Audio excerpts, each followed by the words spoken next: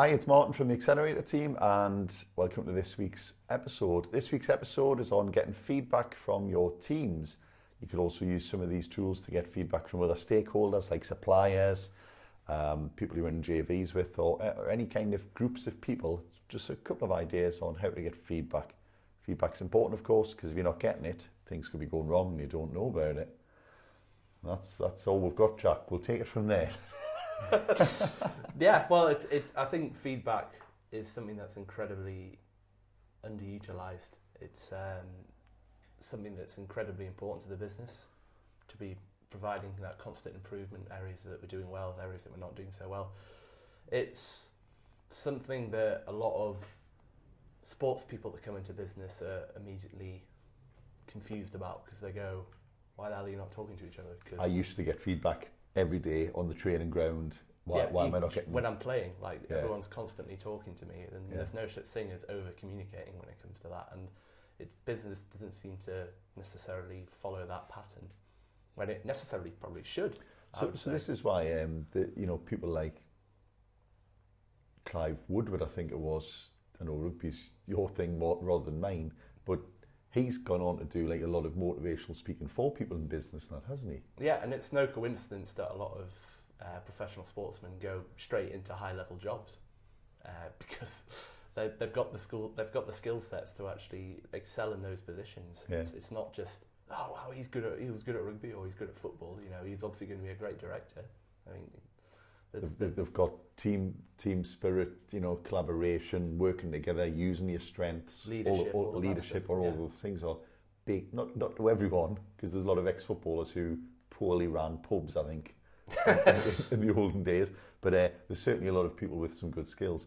So we thought we'd just go through a couple of basic tools then, Jack. And the first one is an exercise called Start, Stop, Continue. Yep. On the start.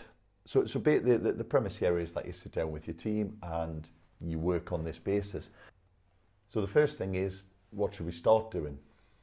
And that's quite important because you might be missing out on things. Yeah, it sounds like a really silly thing to say, but there's probably a lot of people sitting within teams that are stewing about stuff going, why are we not doing it this way? And they haven't got that forum to voice ways of improving their processes. And it's slightly different when you go into each individual member of the team and telling them this is how you do it, and some people pick it up, some people won't, and that's how you kind of get different ways of working within a team, which again is quite dangerous for... So inconsistency is a great example there. You might have someone doing one thing really well. So you've got a sales team, there's 10 people in the team, one of them might go, I always just put a biscuit on the side of the cup when I pass the tea, and it works. It sounds silly, but it works for me. Yeah, it's a good talking point. Oh yeah, I've never thought of that, right? So that's something that everyone could start doing. Yeah. Any action, not the biscuit on the tea, don't start that, that's a silly example.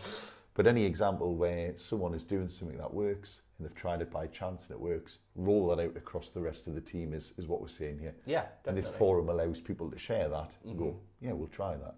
Yeah. So the next thing is, with Start, Stop, Continue, you might be surprised, what are the things we should stop doing? Yeah, funny that. The exact same thing, really. There's a lot of people, again, will be sitting there going, there's so much waste in our processes and how we do stuff, and we do unnecessary steps which don't provide any value to our customers or to us as a team in terms of our efficiency. So let's get rid of them, basically. And again, it's that forum for people to discuss and debate ways of improving their systems, basically. And on the stop, you mentioned there we might be doing unnecessary steps, wasting our time. We talked about some of these things in our wastes episode that we did. You might be overproducing. You might be giving things to people who they don't need. They haven't asked for it, and it's just all a time sink, isn't it? Yeah. Or you might be doing something inefficient. You might be using a bit of software that you shouldn't be. You need to start doing something else. And stop and start are kind of closely linked, aren't they? Yeah, it's the same. Well, it's different sides of the same coin, basically. Yeah. And then the final thing with Start, Stop, Continue is continue. And of course, this is the stuff that you should continue doing. Is it just fair to say this is the stuff that you know works, doesn't need changed, but it's worth just addressing it and making sure everyone knows that we're going to keep doing it because it's working? Yeah, it's all about that consistency again. and just reaffirming that you know what the best way of doing things is, and that's where the continue stuff comes into it. So people are fully aware of, right, this is how we should be doing stuff. This is the way that these ways that we're doing we know work, and there's no point like trying to reinvent the wheel on these. But that's not to say that the stuff in the continue stuff will move into the stop, because obviously if something truly kind of groundbreaking comes into the start, someone comes up with a new way of doing things that actually replaces something that was otherwise seemed to be working. Yeah, absolutely. So, and then I think with all of these things, you'll, at the end of this session, which shouldn't take that long, again, these are things you could almost do in a weekly catch-up, aren't they? You'll get a whole list of things. Stop doing this, start doing this. That's working, keep doing it. And you can then just prioritise. And normally you would work on your top 3 things to give a go, top 3 things to stop.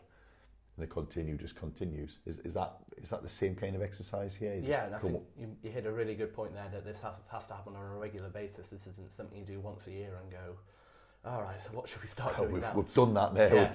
Yeah. It's something that needs to be happening. Again, talking about that, the high cadence of feedback, lots of discussions going on in a short amount of time. Picking up on stuff on a weekly basis is so important.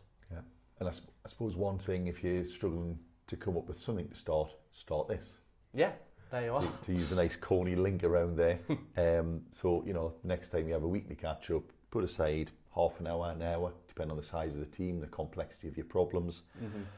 But yeah, just come up with these easy wins. And there's a great, there's a great, maths is great for a lot of things. As you know, we love maths. Yeah. But actually, if you just have loads of these little things that just make a slight difference, but you compound them week by week, month by month, day by day. If you can improve 1% a week, you don't get a 52% increase, although that's enough. That's great. But if you can just come up with 1% a week to just improve, you'll be dramatically different at the end of that year, won't you? Yeah, absolutely. It goes without saying that that's the whole thing that we preach. We're not there to go, right, let's go and reinvent everything immediately. Yeah. Let's do some small gradual changes over the course of time. I think one thing that people say to me is we're too busy. We can't spare this hour. But if you've got a team of 10 and you can make 10 people 1% more efficient per week, like I say, by the end of the year they're going to be, 50% more efficient at least. Well, that's a lot of hours you've saved for the sake of those 52 meetings, isn't it? Yeah. The compound return of value on this is staggering, isn't it? Yeah, that's the frustrating thing as someone who's an advocate of this sort of stuff, and you get that pushback is that we're too busy, and it's just like too busy to improve. Yeah, it's like you're not seeing the point here at all. Yeah, just on another thing then, because that one start, stop, continue could feel like it's like fairly functional, and it's more about the physical acts, and it's done in a non-emotional way.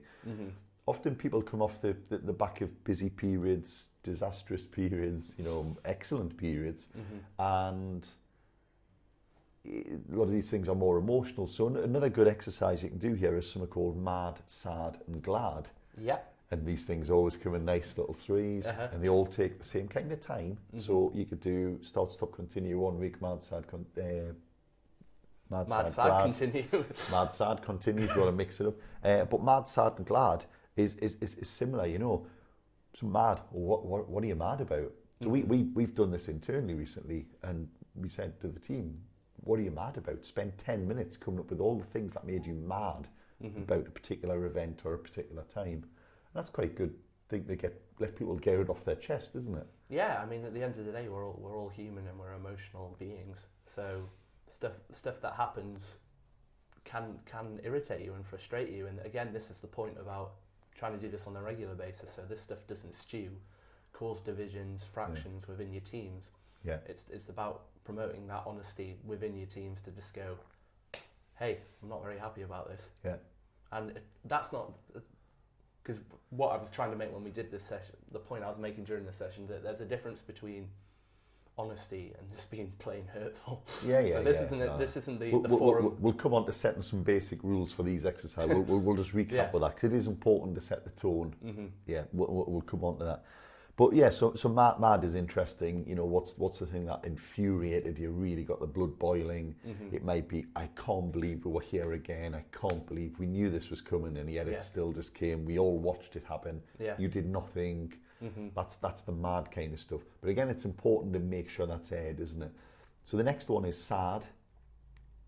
And again, you know, sad is different to mad. Sad might be, well, because that happened, we spent less time with our families. We, you know, our customers were let down, and that, you know, that's sad. And so again, sadness is worth just flushing out, isn't it? Making sure you know why people don't want it to happen again. Yeah, absolutely. Because you can be mad about something without being sad about it, I think. But sadness is like something that'll eat away at people, isn't it? Yeah, it's the drain on you. It's just like, oh, why are we doing this? Why has this happened again? Like, this is impacting me beyond the time that I spend at work, basically. Because it's the other end of the emotional energy expenditure, isn't it? Mad normally means like high adrenaline, you're frantic, whereas sad is something that'll just clog and slow things down and just get people down, won't it? Yeah, it's a completely demotivating factor. Yeah. Some people find stuff that maddens them to be quite an incentive to make change. Yeah. There's a lot of people out there that are angry about things. Thrive on madness. Yeah. But that drives them to change and improve. Yeah. And the final one is glad, which a bit on the start, stop, continue, the continue is what keep doing. Well, glad in this context is, what did we actually do well? It wasn't, and it's there's an old saying about the shit sandwich, isn't it? You know, you have the bad bit in the middle. We've got two bad bits here, followed by the good bit. Yeah, but it's important. Slightly strange sandwich. Yeah, it's more like a double layered top. I don't know what you'd call that. But so the idea here is that you finish on, well, actually, you know, there was stuff that made us mad. We got sad. What was good though? What did work? And again, that's the stuff that you maybe need to do more of in the start, stop, continue context. It's deliberately done that's at the end, so it's not just an hour of complete depression. There's some context added to it in terms of it wasn't as bad as what we thought it was. There were still some good things that happened, and you know, that's important to celebrate as well. As long as doing that cold, hard, reflective stuff about what. And it's important to make sure you do these in separation, really, isn't it? In isolation, spend time on the mad, spend time on the sad, spend time on the glad. If you try and do these all at once, you'll end up being drawn to whichever emotion was the stronger. Yeah. And you might completely forget there was good stuff. So again, it's worth doing these in segments, isn't it? Yeah, it's deliberately, you spend 10 minutes on one, you spend 10 minutes on another, you spend 10 minutes on the third, and that, you need to be in a completely different headspace to talk about things that you're happy about against when you're sad or angry about things. Just to get that separation, And we found when we did this exercise, there was actually some things you were mad about, sad about, and glad about. Ironically, you know, like there was themes that different people felt differently about things. So things were put in all three because just people interpreted them differently, but also, you know, there was things that were definitely in more than one camp, and you know, it was something that was good and bad, ironically. So it can be quite an interesting thing. But then at the end of it, it's important to see where the patterns are, where the themes are. Again, come up with your top three, and then agree some actions. With both of these exercises we've talked about, you have to agree some actions, don't you? Yeah, it's all well and good having this fantastic discussion about things, but there needs to be some momentum that's generated off the back of it to actually facilitate some of that change. Like, look at some of the stuff that gets you mad, and just be like, well, okay, how can we? Let's not just keep getting mad about it. Let's actually do something about it, and it's just important that the momentum goes from there, because you're going to get a lot of goodwill off your team, who have the opportunity to voice their feelings in an honest and in an honest way. So you need to kind of build off that goodwill and just almost empower them to be like, well, help me make this better. Help me make these changes that are going to remove the sadness. You mentioned goodwill there, Jack, and it's really important to set the tone before you start these exercises as well, isn't it? Because we want everyone at the end to be closer, not further.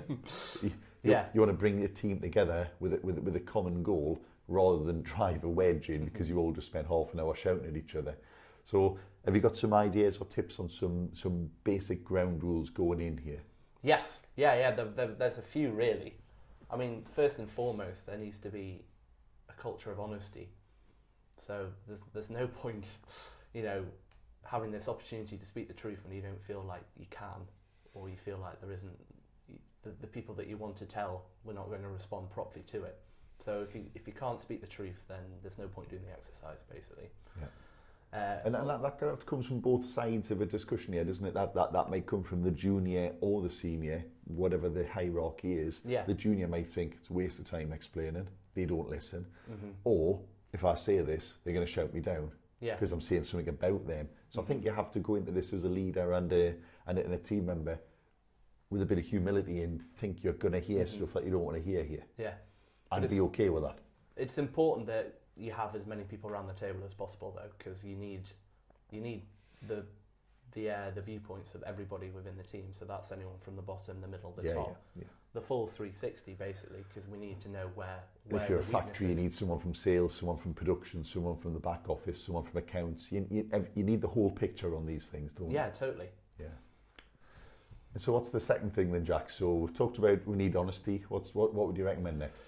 So the second thing is almost the flip side of the first, is that you need to go into this with an understanding that other people have valid viewpoints. Yeah. So if you have two people with totally different entrenched views about each other, so one department's going it's their fault, the other department's saying it's their fault, and these are the reasons why, you're not going to make any progress whatsoever if someone's going to turn, or if you were just going to go, he doesn't know what he's talking about, he's a liar, this is absolutely nonsense, he's been totally unfair on us.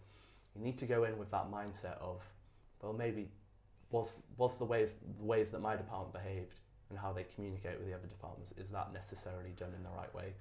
Can we do things in a better way, basically? Yeah. And basically putting yourself, we always talk about looking in the mirror before you look out the window. So just doing a bit of self-reflection on your department and going, well, yes, there are ways that we can improve. We're not perfect. Actually, what? Yeah, there's a great book which I can't remember at the moment, but it's something like the 5 issues that boards have. I can't remember. If I remember, I'll put it in. But what one of the great exercises mentioned in there is, you think, oh, well, I want you to come up with all the things that went wrong, but you don't do it. What did other people do wrong? You do it from the angle of what can you do to help other people. Yeah. And it's a great way to like reverse the thinking here. Yeah, you might both have a valid opinion, but one of you has to fix it. You can't just keep going. And sometimes that requires you just to say, well, I'll think like the other person. Yeah, I can see why that annoys them. So it's kind of like empathy, isn't it? And also acting in good faith. I think if you just go in and go, oh, let's do this, but I'm not changing anything, mind you. You're not entering in good faith, are you? No. Again, don't bother coming if you're going to say, well, I'm not doing anything. You're just wasting everyone's time. Yeah, absolutely. Is there anything else people need to think about when they're doing this type The of thing? last thing, we touched on it a little bit before, was it's being tough on the issues, but not on the individuals. So this isn't a forum for you to go, brilliant, I can shame some people and tell them what they did wrong. Tell them that they're get crap. them in the middle and we'll all give them a kick. And this isn't a personal hunt, no, is it? No, it's not. It's to lay out, illuminate all of the issues with a specific problem or a specific process. It's not to be saying, right, everything's wrong and it's because of this department, it's because of that head of department. I mean, it might be, rubbish. but the issue is the important thing, not the person or people. Yeah, and the important thing, as I said, was that there's a fine line between honesty and just being unconstructive and just critical. It is emotional at the end of the day, but at the same point, it's just like, that's not beneficial to anyone, because you have to be a very big person for someone to give you some kind of character assassination and just to be like, I think they've got some good points there. And there is a point where you go, hang on a second, I think this is a little bit unfair. Yeah, we're off the topic here. Yeah. And it's not really productive. So okay then. So we're going to start doing something. There's the thing. We're going to use these exercises. Again, shameless plug. These are the types of things where an external person, as an adjudicator or as a compare, just someone to help run these things, can work really well. Doesn't have to be someone from our accelerator team, although this is the kind of thing we do. But again, it's important that you cannot have one person from the business who is involved in the issue sitting this out, can you? Because they need to be they need to be involved in this. Yeah. So get someone external to help run these. If you need any help on this, we can give you some help or guidance, and give you some refreshers, some pointers. Or also, if you want us to help run sessions, we'll be very happy to do so. But start getting feedback from your team. That's the key thing. Definitely. Thank you very much.